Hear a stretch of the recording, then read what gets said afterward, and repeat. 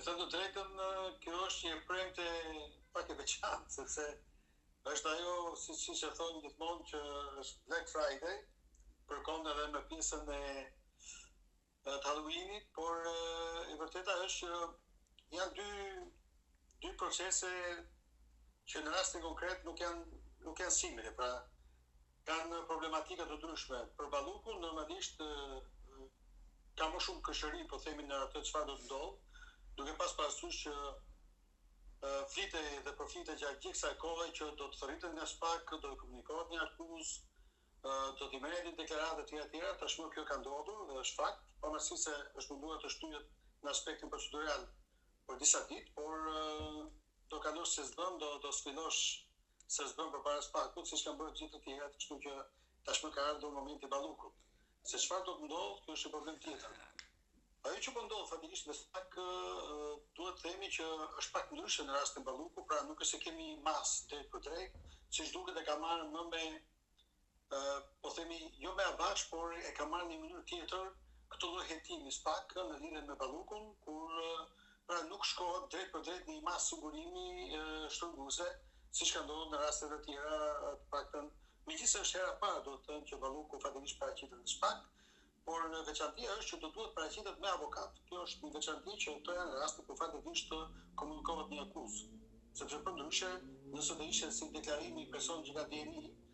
do të ishte vetëm ajo dhe nuk do të ishte nevojë për një avokat. Kështu që megjithatë do të shikojmë nesër çfarë do të ndodhë. Kjo është për sa i përket pjesës me që jemi tek balluku avokat, ka shanse që nesër ta refuzoj fletëthirrjen e dytë, mund të ketë një tretë apo e treta është me forcë? Jo, e treta është me forcë, absolutisht, do zbatohet kodi i procedurës penale që nëse nuk paraqitet sepse ajo justifikuar herën e parë, fatikisht me një agent zyrtar. Rutin agent zyrtar dhe do duhet të kishte një tjetër. Tashmë nëse ajo nuk paraqitet, do duhet të merret me forcë fatikisht dhe oficerët e policisë gjyqësore besoj që do ta konkludojnë të, por nuk mendoj që do jemi pikërisht në këtë lloj situate. Avokat ka shumë qartë, do duhet të shkojë domosdoshmërisht përpara SPAK-ut nëse kërkohet nga organi prokuroresh. Paraprakisht është folur për një akuzë për çështjen e tenderave, por që mund shkojnë maksimumi, nuk e di, nëse nuk gaboj deri në 5 vite burg. Kjo do të thotë që prandaj nuk është kërkuar një masë më shumë shtrënguese, sepse është vepër penale e lehtë, pra nuk është shumë e rëndë. Edhe ajo ka të bëjë, me thënë të drejtën, marrësh të dënimit është një nga, po themi, elementet nuk themi bazik, por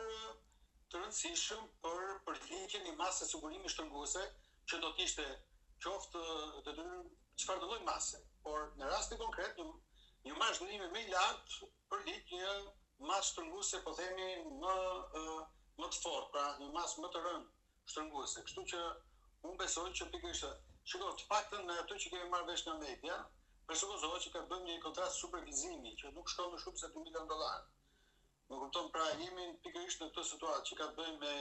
barazinë e tendera që mund të jetë shpërdorim të tyre, pra mund të jetë, do të shikojmë se si është konkluduar nga organet e prokurorisë fatikisht në formulimin po themi të akuzës dhe të kualifikimit të veprës. Kështu që është e gjitha për të parë këtë. Në fakt pritet diçka tjetër në lidhje me ballukun, pra pritet për lidhje me tunelin e Llogaras, pritej absolutisht për sa i përket edhe disa afera tjera që janë përfolur të marrën Kashar, apo edhe për sa i përket nuk e di disa veprave të tjera shumë të rëndësishme në këtë vend që duket sikur çdo lloj procedure tenderimi, çdo lloj investimi publik të qëndrueshëm në këtë vend do duhet të ketë korrupsion domosdoshmërisht brenda. Pra, nëse SPAK do të hetojë gjithçka që ndërtohet në këtë vend, gjithçka që ka të bëjë me punë publike të rëndësishme, ku ka para, duket se duke gërmuar mjafton shumë pak, mjafton edhe në anën supervisore dhe do të djesh që ka elemente të veprës penale. Kjo është për ta dhënë keq, kemi bërë tenderimet online, kemi bërë çfarë do lloj gjëje, kemi tashmë një komision për punën publike, mundohemi që kemi një sistem që gjëja nuk mund të ndrysh, por megjithatë është një sistem që menaxhon njerëzit, gjithsesi do ta shpallë fituesin absolutisht në komision, do duhet edhe domosdoshmë standardet të bëjë një komision që përbëhet nga persona, nga njerëz, dhe normalisht joshja që bëhet atyre e bën të duket sikur ekziston ky lloj magneti që do duhet domosdoshmërisht të përlyhen dhe të ketë absolutisht korrupsion në gjitha ato afera që cilat ne kemi dëgjuar.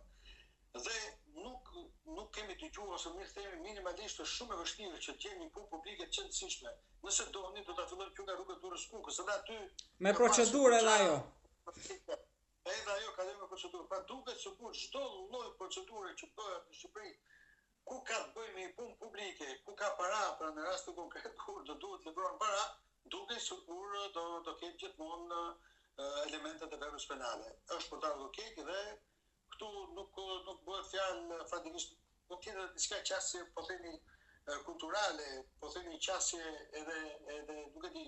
ala shqiptar që ke një gjë të tillë sepse është e pamundur. Kjo nuk do të thotë që ka korrupsion vetëm në Shqipëri. Por nuk mund të gjeneralizohet në këtë farë mënyre në të gjitha hallkat, po themi,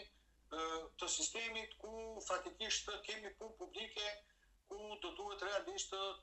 pra pse nuk kemi njëherë një garë fair, pse nuk ka një garë të pastër. Si ka mundësi që do duhet domosdoshmërisht ta paracaktojmë aty? Si ka mundësi që ka shifra gjithmonë 20%, 25%, 30% ka shkuar, që janë shifra të cilat janë po ato që japin që nxjerrin këta shifra, nuk është se janë shpikje. Se më pas, edhe ati që jep i tjek, normalisht, kupton dhe do s'do edhe ai do duhet ta thotë një gjë të